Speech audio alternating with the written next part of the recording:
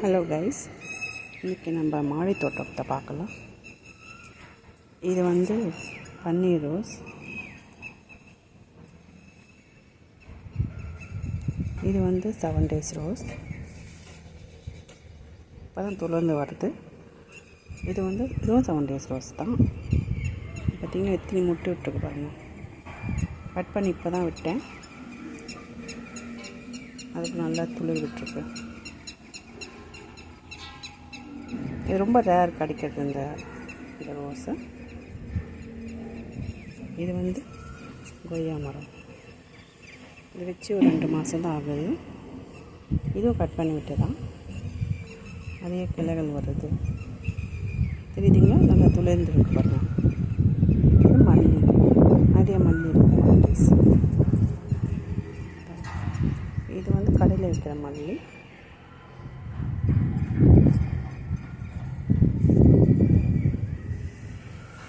இது அடுக்கு மல்லி.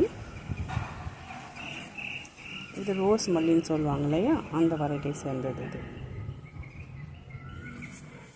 இதுவும் அதுதான்.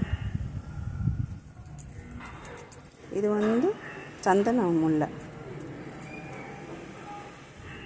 இது ஒரே ஒரு வாங்குறச்ச ஒரு களை மட்டும்தான் இருந்தது. அது கட் பண்ணி விட்டதில் இத்தனை களை வந்துருக்கு பாருங்கள். இன்னும் கொத்து கொத்தாக பூத்துருக்கு. சந்தன முல்லை. இது நித்திய மல்லி. சின்ன தொட்டியில் வச்சுருக்கேன், இப்போ தான் வச்சேன். இதுவும் நித்திய மல்லி. இது பெருசாக இருக்குது பாருங்கள். இது வச்சு ஒரு 5 மாதம் இருக்கும். நிறைய பூக்கள் பூத்துருக்கு.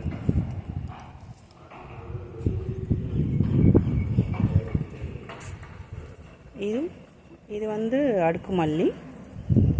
இதுவும் அடுக்கு மல்லி தான்.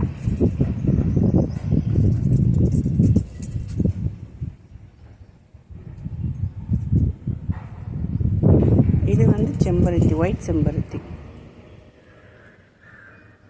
இதை கட் பண்ணி விடணும். அது இது டபுள் அடுக்கு செம்பருத்தி, ரெட் கலர்.